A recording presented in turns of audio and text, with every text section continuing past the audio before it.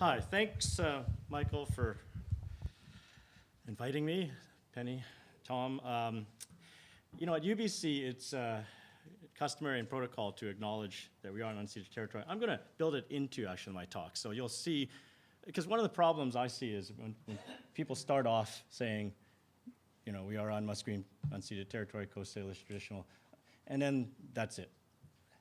98% of the population in the room doesn't have any idea why they just said that. So I'm going to tell you, instead of telling you, I'm going to tell you why we say things like that. How many of you, Andy asked how many of you were born in BC. How many of you were born in Vancouver?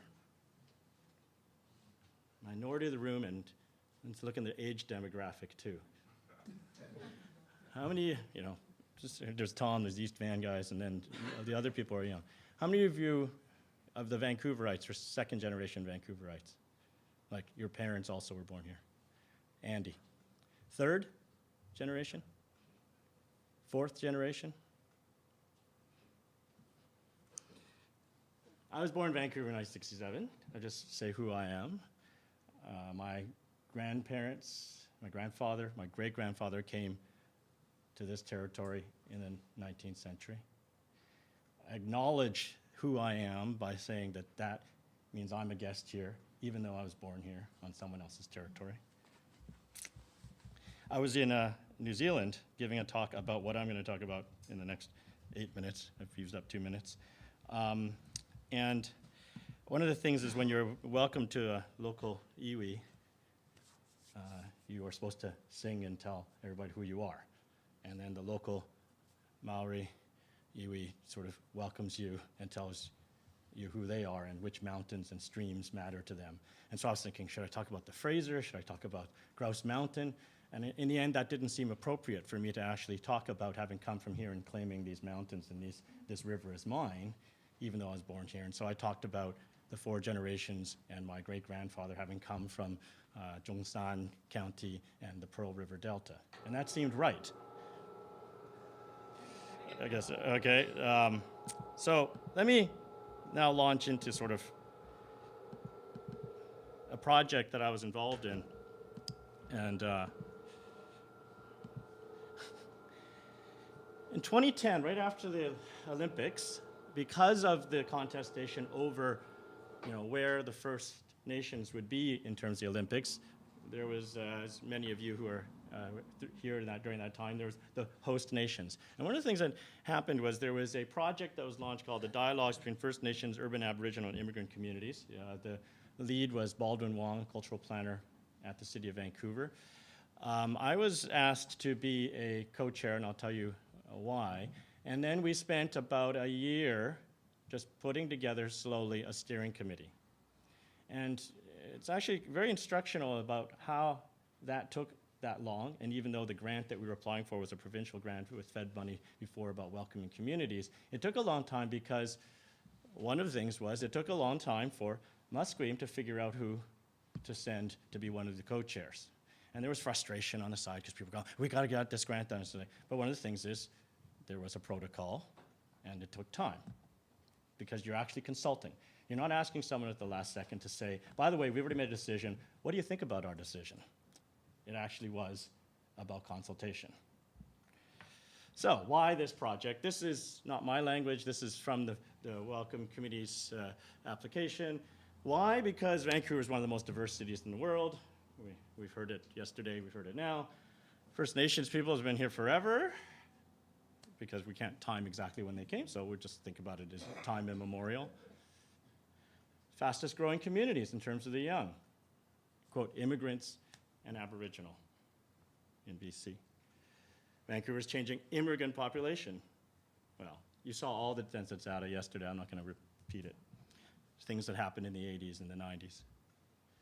So what was this project about? Rather than, being more research about it, it was to go out and to actually do some things to build social networks, to build infrastructure, to build friendships, to change, in some sense, the way that the city actually works in terms of cultural capital, social networks, things like that. So, building relationship networks. Well, as I said, one of the first things was just the optics of what's this project about? Who is it? There's 3 co-chairs. I was very privileged to be one of them. The other was Wade Grant, counselor from Musqueam, and the third was Susan Tatouche, who's the director of the Urban Aboriginal Friendship Society. I mean, you could say those were the 3 food groups that, I'm supposed to be an immigrant, although I was born here. So this was what it was, dialogue circles, bringing people together over a space of 18 months to talk. Every dialogue circle had at least 1/3 Aboriginal participants, whether from local First Nations or urban Aboriginal, and the rest were, quote, immigrants. And I'll raise the question of what that means in a second. Community research, there was also some research onto some of the issues that were facing immigrants, that were facing others into town. Cultural exchange visits, that was amazing. I was born here. I'd never visited Musqueam Reserve up until that time. I've met many people from Musqueam. I'd never been to Squamish Reserve. Most of the people involved had never. There's been Ismaili Temple in Burnaby for like 3 decades. How many of you have been to the Ismaili Temple in Burnaby? Yeah, good. So that was part of it. It was just exchange visits. Let's go. Let's bring people to actually, and then you host them. So there's always food, things like that. Part of it was just to build up networks and relationships so that you had people who didn't know each other, who hadn't visited each other, so to speak, in their homes. We had youth elder programs, legacy projects, and I'll talk about those next. What's an immigrant? Do I look like an immigrant? Was my being born here change your opinion that I'm an immigrant or not? What's a native Canadian? What happens when you say a native Canadian? You don't actually mean First Nations or Aboriginal. What you mean is a bunch of people who came here from somewhere else, and it's theirs. You can get here from Toronto, spend 10 years, and you're a Vancouverite. You're a native Canadian. What does it mean to say native? So who is an immigrant? One of the first things was, if you're talking about urban Aboriginal and First Nations and immigrants is everybody else who's not First Nations or urban Aboriginal. Because urban Aboriginals have come from other territories in this place we call Canada, and they're here. And they themselves often, when they come, will say, I am from such and such band at such and such place, and I'm here on someone else's territory. Do we do that as Vancouverites? No. So one of the things is, what's an immigrant? And what's the story we tell as Vancouverites, which erases the long history of colonialism? Capital didn't come with Hong Kong Chinese. The CPR and Marathon Realty, this was a colonial land speculation deal from day one. Let's not forget that. Let's not forget that people who lived in Shaughnessy and were screaming monster houses, who lived in very large houses, and they were the accountants of empire, and they were in way over their heads living in that neighborhood. I'm not saying they deserve to be driven out. It's just that they were living on the gravy of colonialism, and let's not forget that. So, what did we do? What was one of the legacy projects? One of the things that the steering committee, and the steering committee is made up of people from the settlement houses all around Vancouver who dealt every day with newcomer settlement, Urban Aboriginal Friendship Center, we had representatives, I said, from the local First Nations, said, let's make sure that the misinformation you get K through 12 here in education doesn't, we have an opportunity. Someone freshly arrives, before they get totally misinformed, let's see if we can give them a sense of where they really are, and who we are, and where we are. So, a newcomer's guide. You'll notice in the middle there is my co-chair, Wade Grant. Right? And one of the first things that happens in this newcomer's guide is Aboriginal perspectives. We also have, appreciating diversity, all these kinds of things. How do you go if you need to buy a house? Where do you go? So all the services at Vancouver, that's a newcomer's guide. Where we are, who we are. Whoops, I spelled who wrong. But we also had and created, with broad consultation, it took us a year and a half, First People's Guide for Newcomers. Who are the First Nations? Who are urban Aboriginal? You can get that. If you want it, download it. Just go to vancouver.ca/newcomers. So you'll see, moving to Vancouver, what do you need to know?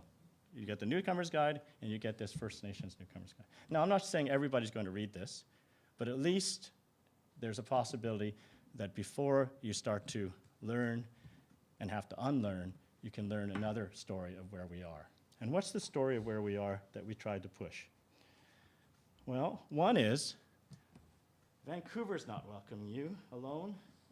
Canada's not welcoming you. You are the guests on someone else's territory. That's what the protocol of. We are on unceded traditional Coast Salish land. We are in Musqueam territory. You are guests on someone's territory.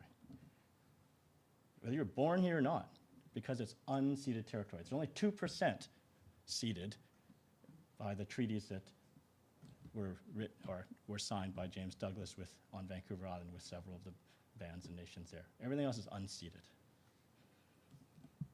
This is a project called Cedar and Bamboo, and that's how I became co-chair. I was involved with the Chinese Canadian Historical Society. We worked to create a film. Diana Leung, who is a graduate of SCARP, and Kamala Todd, who was a Cree filmmaker who worked for the city to do a project called Storyscapes, talking about the stories on the Chinatown and downtown East Side. And one of the things was we talked about the story of Chinese and Aboriginal, Chinese First Nations engagements right from day one in British Columbia and Vancouver, because they were there.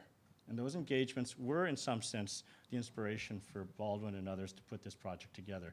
And you'll see that that phrase, if you can't read it, it's okay. You know, it's drawn from Sun Tzu, The Art of War. We're in the same boat together. And that was part of the idea, is that when we had these cultural exchange visits and we had these dialogues, one of the things is, if you're urban Aboriginal, there was displacement. There was kind of a sense of loss of home, of being somewhere else. Gee, there's a lot of refugees that think that way. There's a lot of people who've come here as immigrants that think that way. Right? So there's a lot of, in fact, storytelling and exchange and a sense of being in common, having very common experiences. And that's how you build up. Some of my best friends are planners.